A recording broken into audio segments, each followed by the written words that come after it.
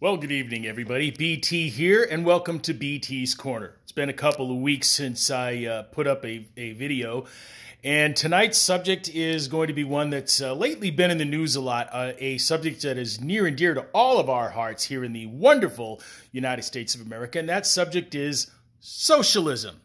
Now, you're hearing a lot on the news, if you're paying any attention at all, about socialistic tendencies and socialistic ideas here in the United States. Now, because I work for the federal government, full disclosure, I work for the federal government, a small department small agency in the Department of Defense. I can't really say anything of a partisan nature when I'm doing these videos. That's not at all my intention. I don't want to talk about anything that's of a partisan nature. But I will tell you that there are people who are running for office in the United States and people who are running for president of the United States in the upcoming election in 2020, an election which is all but 2 years from now.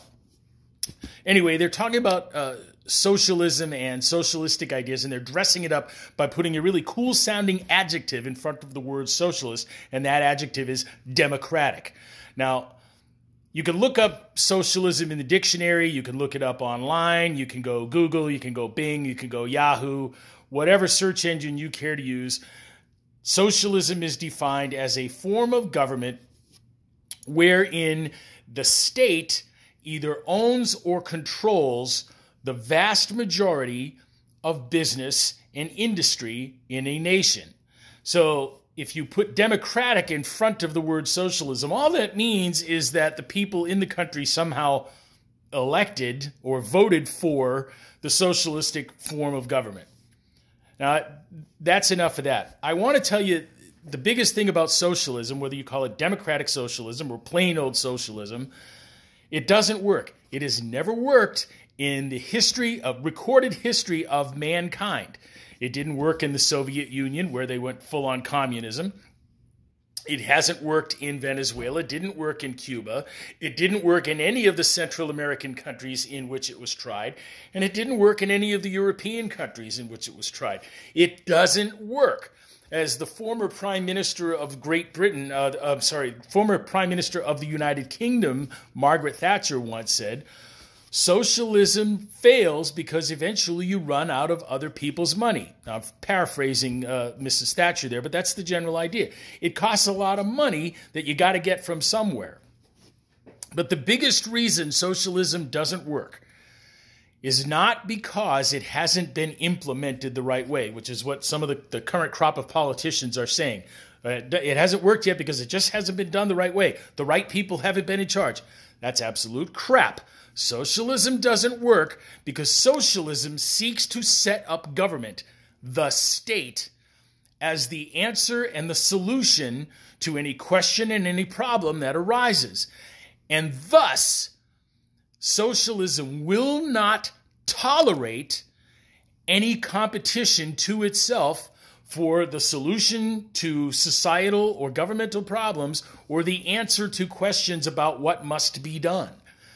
By that I mean, most people in the United States, most people around the world will profess to belonging to some sort of belief system. And I'm not talking about a government one. I'm talking about a spiritual belief system. Whether they are Christian, whether they are Hindu, whether they are Jewish, whether they are Muslim, whether they are practicing a Buddhist form of a belief system, whether they are Shinto. I mean, there's lots of faith systems. Hell, right here in the United States, we have approximately 50 recognized, and the number may be more than that, but at least 50 recognized Native American nations within the United States, and each of them has its own unique faith and belief system. Now, why am I going with this? BT, where are you going with this? Well, here's where I'm going with this. In a socialistic government, the state becomes the solution to all of the problems. The state must take responsibility for everybody and all things, all societal issues. A socialistic government is not in and of itself atheist, denying the existence of a supreme being or a belief system that something is greater than mankind itself.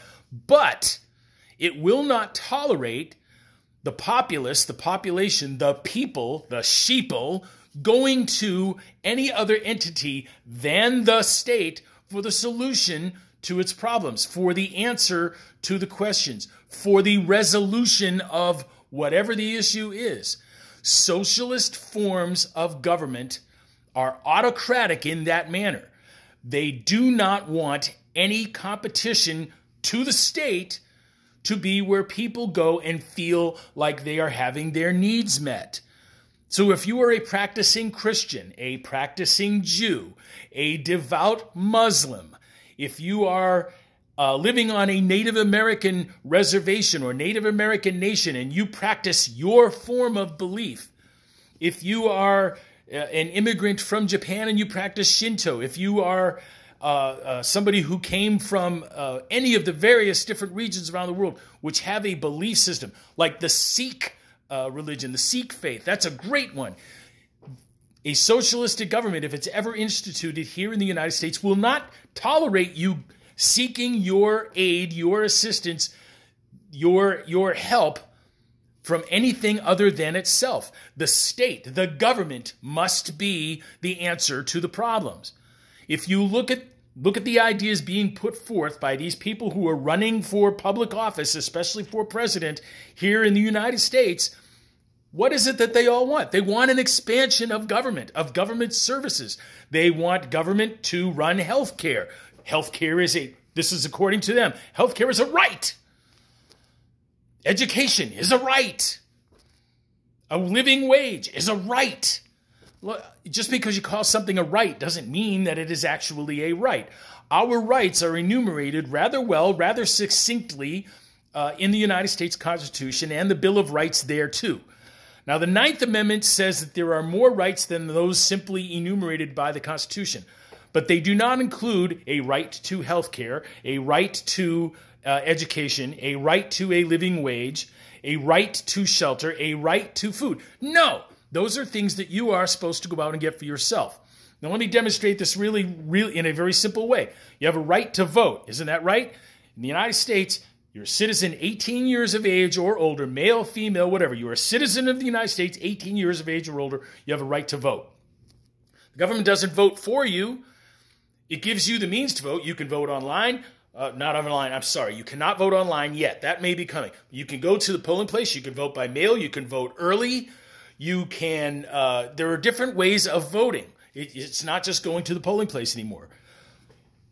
The Second Amendment of the United States says that you, as a citizen of the United States, barring some rather specific exceptions, that you have a right to keep and bear arms. That doesn't mean the government gives them to you.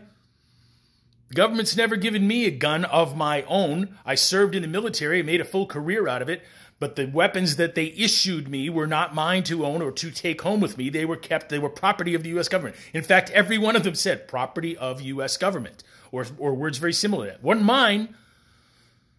So you have rights, but that doesn't mean that the government gives you whatever the right is. And personally, I don't think health care is a right. Health care is a service provided by people who have gone to a lot of schooling and gone through a lot of training to become doctors or medical practitioners in some way, shape, or form.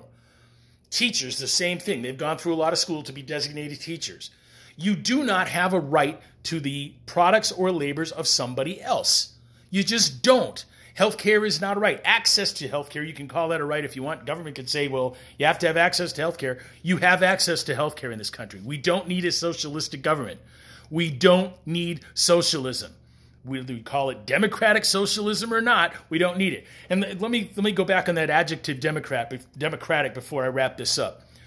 We all agree that fascism is terrible, right? I mean, it was a fascist government in post-World War I Germany, which all but started World War II. The fascist government at that time set up under Adolf Hitler and the people who he brought into power with him. In a similar way, Benito Mussolini in Italy set up a fascist government there. Would it have been any better, do you think, if we had called it democratic fascism? I mean, the adjective democratic to me just doesn't mean a damn thing when you put it in that context. A communist government like exists in North Korea and used to exist in the Soviet Union. Remember the Soviet Union? Union of Soviet Socialist Republics. Remember them? USSR, now known as Russia. Yeah, that communist government, would it have been better if we called it democratic communism? No. Ladies and gentlemen, we live in the United States of America. We don't live in a straight democracy. We live in a constitutional republic. We have a really cool document called the Constitution, which sets up how our government works. And I'm going to touch on more of that in future videos here at BT's Corner. Just want to thank you all for coming along with me tonight. Socialism, bad. Democratic socialism, bad. Constitutional republic, good.